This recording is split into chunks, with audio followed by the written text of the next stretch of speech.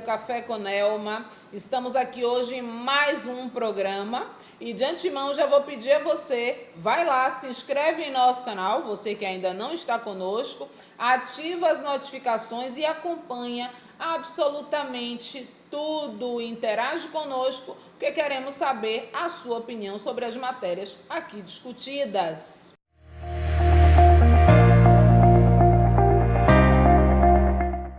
Estamos aqui hoje no estúdio Cláudio Colavolpe, esse estúdio maravilhoso e que de antemão, nosso parceiro, eu convido você para vir aqui conhecer as obras maravilhosas que vão deixar com certeza, assim como eu estou, hipnotizados de tão lindas que são. A felicidade minha hoje aqui e a expectativa é em receber o vice-presidente do Sindicato dos Agentes Penitenciários do Estado da Bahia, Fernando Fernandes. Vamos bater um papo com ele hoje aqui. Tudo bem, Fernando? Tudo bem, Nelma? Bom dia. Bom dia. E queria de antemão agradecer em nome dos servidores penitenciários do Estado da Bahia o convite para dar essa visibilidade a essa categoria que é tão antiga e importante no cenário da administração pública do Estado da Bahia. Com certeza, e a felicidade é nossa em ter a oportunidade de estar aqui com vocês, que nós sabemos que é uma gestão atuante, Reivon também, né, uma pessoa muito atuante, assim como você, e é importante isso, com certeza, para a categoria, né? É muito interessante mesmo. De antemão, eu gostaria de começar perguntando a você o seguinte: quanto tempo você já tem de carreira como agente penitenciário? Olha, eu sou dos mais novos, né? Eu ingressei como temporário em 2007, entrei em atividade no dia 11 de julho de 2007 como reda, né? E aí, logo 15 dias após o meu início de atividade, fui presenteado com a rebelião no presídio de Salvador. Graças a Deus, por pouco não fiquei refém, mas infelizmente 3 companheiros ficaram lá por pelo menos 4 dias. E aí a situação foi resolvida, os colegas resgatados bem, né? E continuamos. E aí o contrato acabou no mês de julho de 2010, já havia feito concurso, e aí fui nomeado efetivo no dia 6 de dezembro de 2011. E aí estamos aí até hoje, e somando os 2 períodos, 12 anos farei em breve, 12 anos. Então já é um tempo bom de jornada, já é um tempo muito bom. E o que é que motiva você, especificamente, a abraçar não só a profissão, mas também a defesa das prerrogativas e dos interesses da categoria? Olha, eu inicialmente, logo quando iniciei como efetivo, já no ano de 2012, fui convidado para participar da equipe gestora do Presídio de Salvador e assim permaneci por 2 anos, integrando a coordenação de segurança, né? Naquele ímpeto de colaborar, renovar ali a atuação do pessoal e tentar consertar os inúmeros erros que a gente vivenciava ali no dia a dia. Mas acabei percebendo, com o passar do tempo, que o nosso grande inimigo, de fato, seria a própria administração. E aí, em um determinado momento, já por 2014, né, fazendo 2 anos, eu fui instado pelo superintendente, então superintendente, né, em escolher o lado que eu queria, de fato, ficar. Se era o lado do trabalhador ou se era o lado da gestão, da equipe gestora. E eu dizendo a ele que eu não compreendia que dentro da administração, dentro daquela corporação, houvesse 2 lados, então, inevitavelmente, eu teria que ficar do meu lado, do meu próprio lado, que seria o lado do trabalhador. E a partir daí, junto com o Reivon, né, atual presidente, e os demais companheiros, passei a compor e lutar mais efetivamente em prol da defesa dos servidores penitenciários do Estado da Bahia, contra o lado que ele criou como um lado adversário do servidor. Interessante. é uma coisa muito observada, assim, em contato com a sociedade, e até como eu tinha lhe dito, que eu tive a oportunidade de fazer uma pesquisa em loco no presídio feminino, lançar uma obra fora do Brasil tratando sobre a situação da mulher no cárcere, e pude me envolver com a questão estrutural, observar a questão estrutural. E nós, sociedade, o sentimento que a gente tem é de que é tudo muito precário. Essa precariedade é devida a quê? Olha, hoje o país inteiro vive um processo no sistema prisional decorrente principalmente da falta de previsão constitucional desse fundamental ramo, né, do serviço público. Talvez dizem que é o mais antigo serviço público, que é o encarceramento, mas é um processo que visa, de alguma forma, o grupo político, né, os grupos políticos que dominam o sistema pelos estados, de tentar tirar algum tipo de proveito, né? Aqui na Bahia, especificamente, existe um processo de terceirização, de entrega do serviço público para o empresariado. E aí, a gestão que hoje ocupa a SEAP, e que já vinha assim, desde quando era Secretaria de Justiça, porque a primeira unidade prisional aqui foi inaugurada em 2002, né? Então, era a Secretaria de Justiça ainda na época.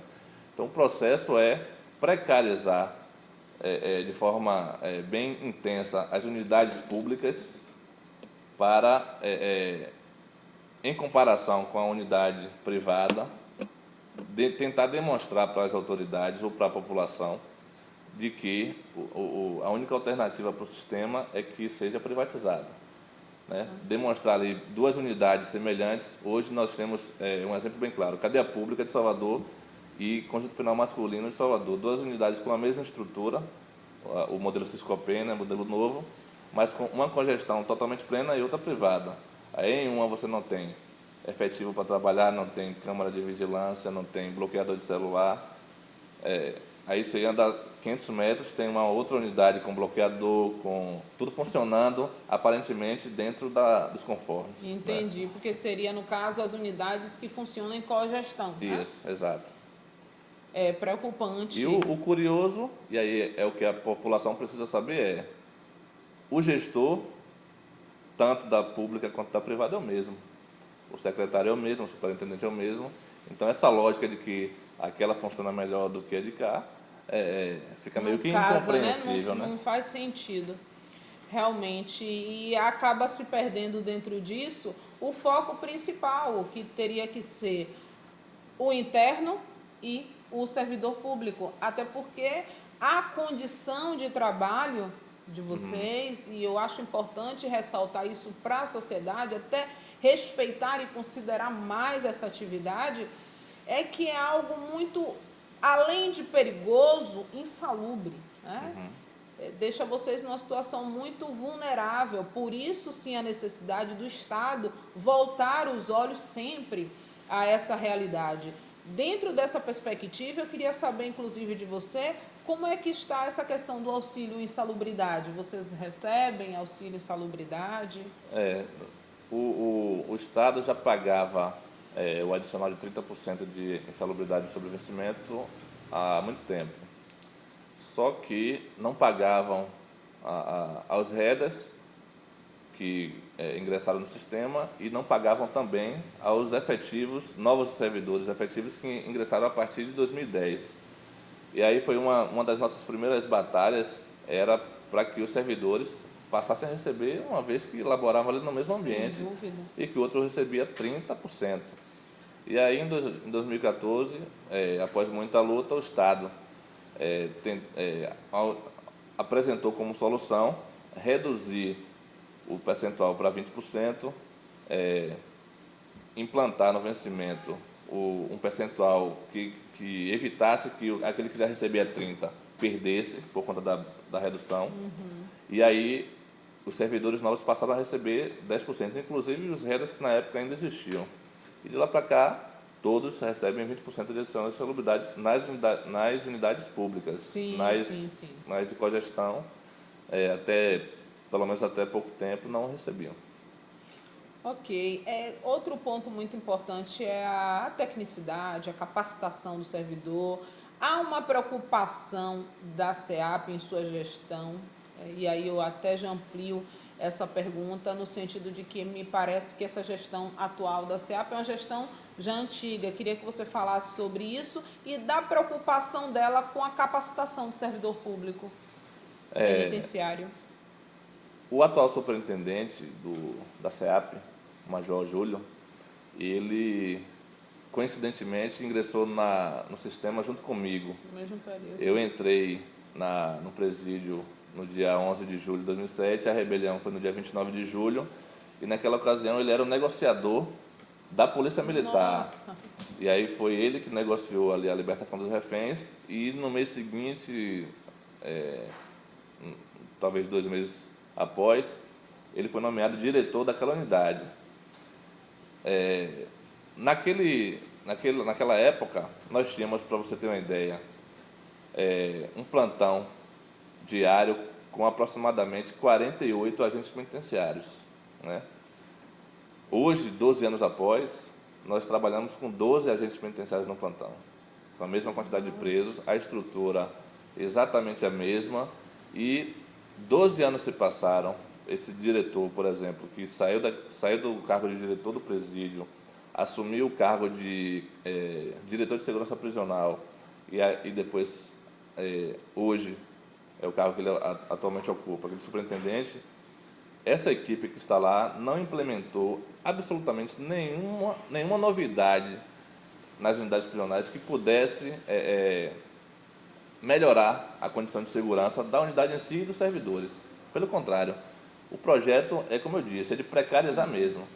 A intenção, o objeto da gestão da SEAP hoje é toda voltada para o sucesso das unidades privadas e para o insucesso das unidades públicas. Fantástico, fantástica informação. Acho que a sociedade ela precisa conhecer dessa realidade e entrar nesse processo em conjunto buscando a melhora disso. Que eu costumo dizer que o sistema prisional ele tem que ser olhado com olhos importantes, olhos atentos. Do contrário, no futuro, o que é que nós estamos preparando? Isso eu disse na conferência que fiz em Milão e repito aqui. Nós estamos amontoando um problema e esse problema vai crescendo, crescendo, crescendo e em um dado momento ele vai estourar no colo da sociedade. E a sociedade precisa ser instruída, as autoridades precisam se debruçar, voltar seus olhos de uma forma mais intensa para o sistema prisional. Por quê? Eu costumo fazer uma comparação aqui na Bahia, por exemplo, de que a Secretaria de Administração Penitenciária ela é mais onerosa do que a Secretaria de Segurança Pública. Se a gente pegar o orçamento da SEAP, que hoje permeia ali em torno de R$500 bilhão, com apenas pouco mais de 2.000 servidores, 1.400 agentes e psicólogos, profissionais da área médica, se aproxima de 2.000 servidores, com um orçamento de R$500 bilhão. Nossa. Aí a gente pega a Secretaria de Segurança Pública, que comporta a Polícia Militar, Polícia Civil, Polícia Técnica, até pouco tempo Bombeiro, para atender todos os 470 municípios baianos, com delegacia, com viatura, com armamento. Então, se fizermos uma comparação entre um orçamento e outro, o da SEAP é muito maior, muito mais elevado, o que não justifica o estado de precariedade e de abandono que as unidades prisionais públicas estão, entendeu? Perfeito, muito bem lembrado isso, e é uma interrogação que nós deixamos aqui. É interessante que alguém nos respondesse esse questionamento do porquê esse volume de valor, né, investido numa Secretaria de Estado e, no entanto, a gente verifica que há uma precariedade muito grande estrutural e não só estruturalmente, mas de medidas efetivas no sentido de ressocializar essas pessoas, porque ressocialização é algo custoso. No entanto, a gente não verifica na prática essa ressocialização acontecendo, né? O que eu vejo e me preocupa muito é a repetição de atividades apenas operacionais para quem está ali como interno, porque não é porque uma pessoa está ali na condição de interno que ela não pode estudar, que ela não pode chegar a ser um médico, um advogado, um engenheiro, não menosprezando aqui nenhuma profissão, não chegar a ser um funcionário público, mas é importante que elas sejam motivadas ali dentro a chegarem a esse nível, né? E não simplesmente estarem plantando horta, criando animal, galinha e tal. Me parece que a gente precisa evoluir dentro disso. Essas atividades, eu costumo sempre comentar com o pessoal assim, se essas atividades fossem de fato capazes de... Ressocializar. Ou de evitar que o indivíduo se enveredasse pelo crime, os moradores da zona rural do país afora não seriam criminosos, e temos bastante, né? Fantástico. Então, assim, são atividades ali que... Sim, muito não arcaicas, são salutares. Na oportunidade dessa visita que eu fiz com Luz Marina, que aqui eu ressalto uma pessoa sensacional, uma mulher muito humana e que me deixou assim perplexa, porque foi uma surpresa, porque eu não esperava que ela fosse tão aguerrida, não por nada, mas por ser uma mulher assim de pouca estatura, toda calma, mas é uma mulher firme e forte, né? Eu ressalto aqui e deixo um beijo, um abraço para a Luz Marina. Mas ainda retornando aqui ao ponto, nessa visita, uma moça que lá interna estava, ela me disse o seguinte, que o tráfico de drogas aproveitava a capacidade dela como contadora, e ela fazia ali a contabilidade do tráfico. E que na unidade prisional fomentavam ela apenas a fazerem coisas, corte e costura, que não a motiva e não mexe na essência profissional que ela tem. Então, talvez por isso fosse importante focar em habilidades que a pessoa já traga, né? Sim. Perfeito. Um outro ponto que eu gostaria aqui de abordar com você, Fernando, que é com relação à preocupação com o servidor. A SEAP, ela envia esforços no sentido de trazer atividades de cursos efetivos, né? Não são cursos de maquiagem, cursos efetivos para os agentes. De forma alguma. O que há, volta e meia, são cursos, como você acabou de classificar, de maquiagem, palestras, muitas vezes por pessoas que não têm qualquer noção do que se passa. A tecnicidade que nós falamos, ali dentro do cárcere. E pelo contrário, o propósito, o objetivo da gestão SEAP é sempre precarizar. Ainda hoje pela manhã, eu estava já iniciando uma nova discussão com um dos coordenadores da minha unidade para fornecerem os coletes para o servidor usar, porque a SEAP adquiriu uma quantidade significativa de coletes balísticos multi-ameaça e estão guardados. Eles não querem fornecer. Qual é a finalidade de adquirir um equipamento financiado pelo Fundo Penitenciário, né? Um dinheiro federal, um recurso federal, e eles não querem fornecer, querem deixar guardado. Então, assim, o servidor... Nós tivemos um exemplo trágico na minha unidade, antes, inclusive, de eu ingressar, que foi uma servidora que foi baleada durante uma rebelião. Estava no posto de serviço, e aí teve um princípio de rebelião, ela foi baleada, né? Estava sem colete. E a família até hoje luta na justiça para receber uma indenização. E o Estado luta para não pagar. Então, assim, diante desse cenário que eu já falei aqui, dessa equipe gestora que tem um objetivo muito claro de precarizar o serviço público para apontar o serviço privado terceirizado como solução, inviabiliza qualquer tipo de custo, de melhora de efetivo de trabalho. Para você ter uma ideia, houve um concurso para agente penitenciário no ano de 1994. Né? Após isso, 16 anos para ter um novo concurso, que foi o que eu ingressei em 2010, e abriram um concurso para 80 vagas. Para você ter uma ideia, 80 vagas não é capaz de acrescentar um agente no plantão nas unidades do estado inteiro. Né? Porque são 4 por unidade, somando as 20 e tantas unidades que tem, não acrescenta um. E aí eles faziam um concurso por 80 vagas e lançavam reda de 1.000 e tantas vagas logo em seguida. E aí fizeram em 2010, fizeram em 2014, tentaram lançar um novo processo seletivo reda, e aí nós enfrentamos, não conseguimos impedir o reda, mas conseguimos um novo concurso para 490 vagas. O que acontece? Entraram todos os redas que eles queriam, e o pessoal que fez o concurso desde 2014, um concurso que tinha uma validade de 1 ano, prorrogava por mais 1 ano. Todo esse prazo foi esgotado sem que a SEAP convocasse os 490 candidatos aprovados. Só nomearam 411. E aí, assim, no dia imediatamente posterior à expiração da validade do concurso, que foi no dia 28 de novembro de 2016, no dia 29 de novembro, o superintendente emite ali uma comunicação interna solicitando uma contratação emergencial de 1.106 agentes penitenciários via reda. Ou seja, por que eles priorizam a contratação reda? Porque o reda é tratado como escravo, né?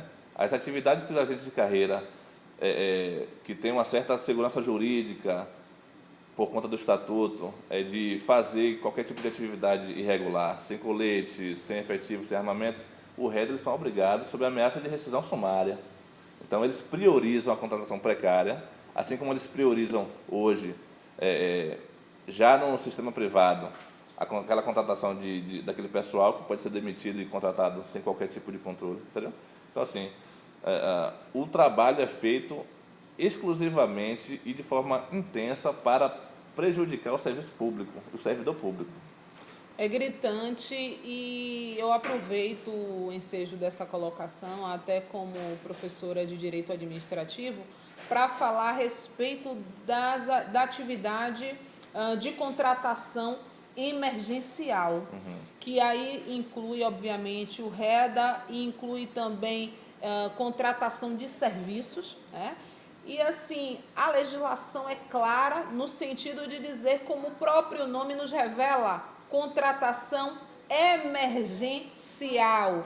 Ela não é a regra, ela é a exceção. No entanto, os órgãos públicos costumam utilizar a contratação emergencial, driblando aí a licitação, que é o caminho mais prudente, que é o concurso público.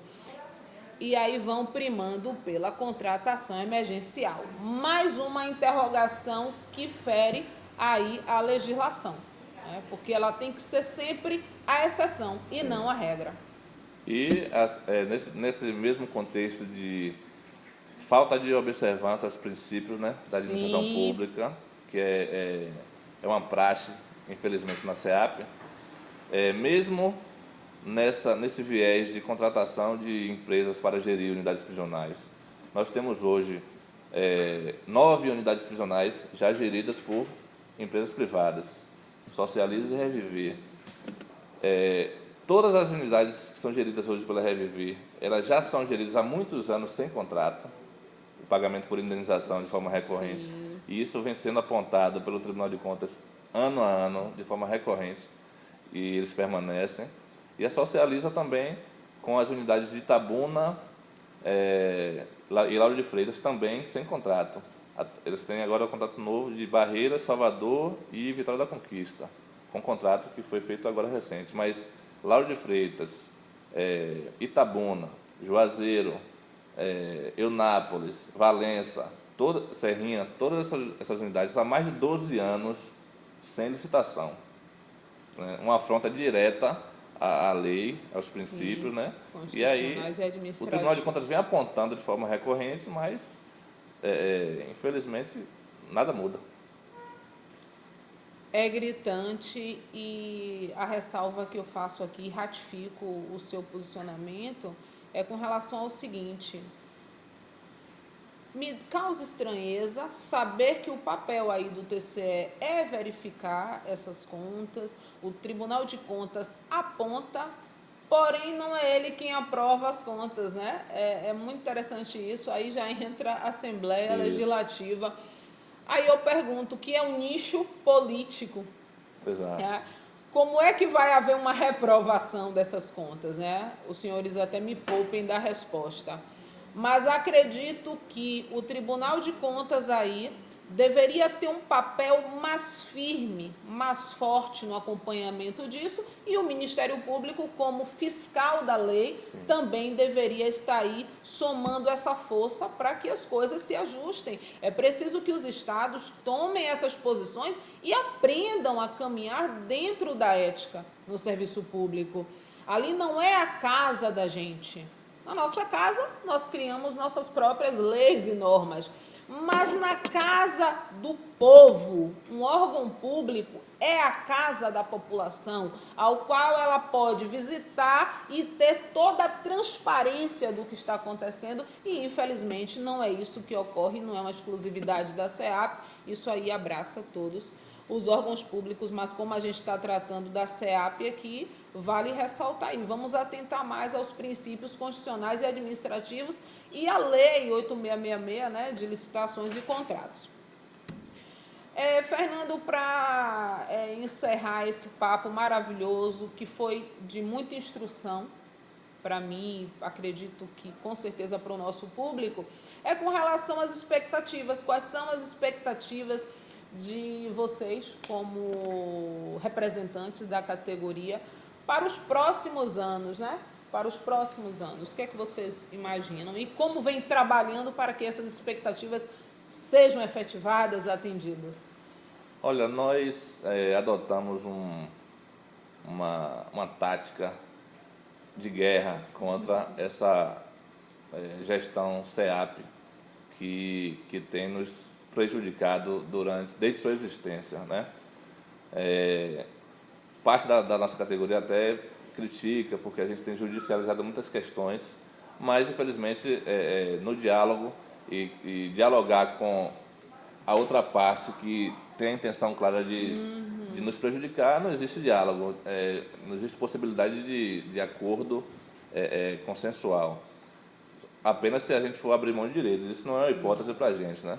Então, assim, temos conseguido algumas coisas. Tiramos o REDA, que era uma ferramenta muito, talvez a mais importante que eles tinham, porque burlava toda a nossa movimentação do efetivo. A gente não fazia um determinado serviço cobrando equipamento, armamento, efetivo, concurso.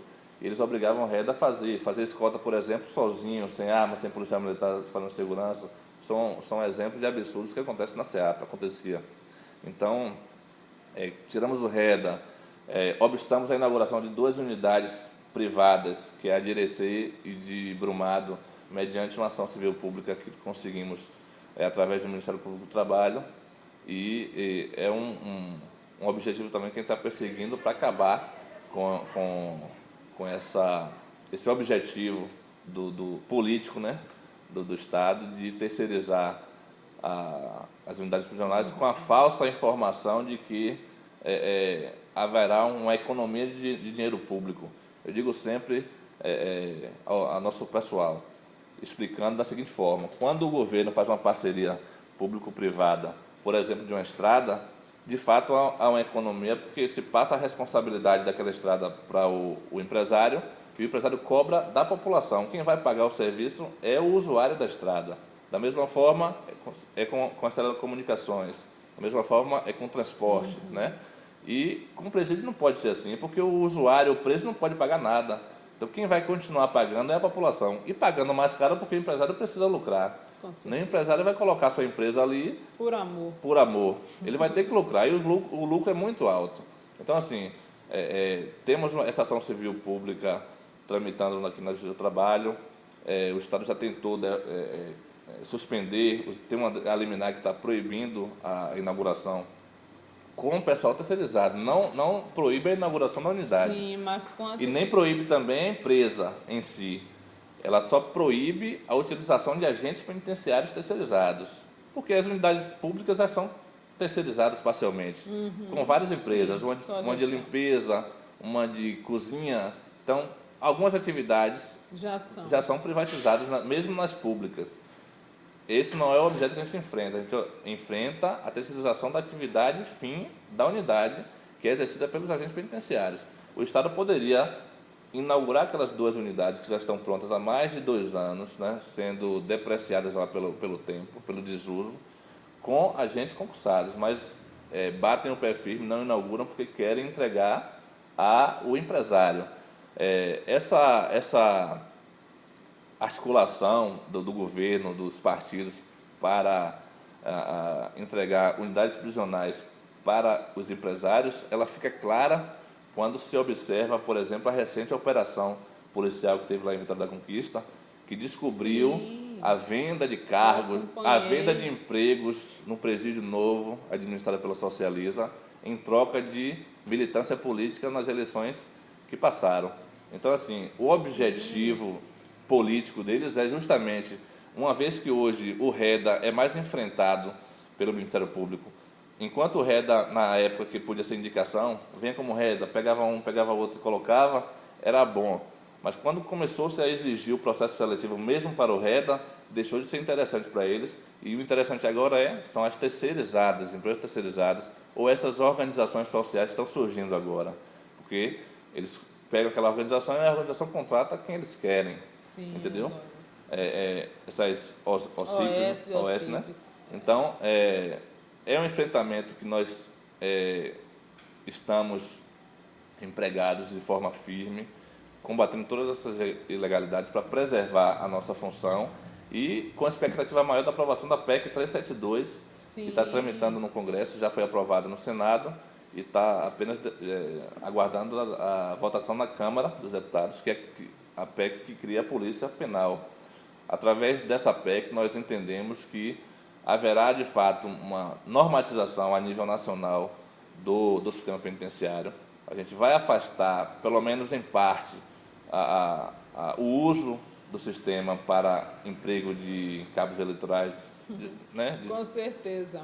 servir de cabide político. A influência política nunca vai deixar de existir, porque o governo muda e tem que colocar os seus ali no comando, mas a essência em si tem que ser preservada com os servidores de carreira. E, além disso, que tenham tecnicidade, porque muito embora, obviamente, vai haver uma gestão e será ocupada por aqueles que cercam aquele gestor, mas é importante saber que eu não posso colocar ali qualquer pessoa simplesmente porque ela me conseguiu 10, 15 votos. É necessário que as pessoas que ali estejam, elas tenham tecnicidade para aquilo. E saibam que a lealdade que ela deve é ao Estado, é o cofre público e é a sociedade. Ela não deve lealdade ao gestor, porque muitas pessoas confundem e acreditam que foi Joãozinho que me colocou aqui, então o que Joãozinho determinar que eu faça, mesmo sendo fora da lei, eu farei. Então isso aí é gravíssimo. Essa lealdade não existe, isso não é lealdade. A lealdade devida pelo servidor público, seja ele cargo comissionado ou concursado, é a lealdade administrativa, atendendo aí ao princípio da moralidade. Na SEAB, por exemplo, nós temos quase 600 cargos comissionados na estrutura. Desses, 411 são ocupados por pessoas que não têm qualquer vínculo com a administração pública. Não são de carreira dentro do próprio quadro da SEAP, nem são de carreira dos outros órgãos. Né? Então, é um exemplo claro de que a SEAP é utilizada para cabide de emprego. Muitas dessas pessoas que são nomeadas para o cargo na SEAP nem comparecem ao serviço. São nomeadas para Conquista, para Barreiras, para Eunápolis, mas são de Salvador e nem lá aparecem.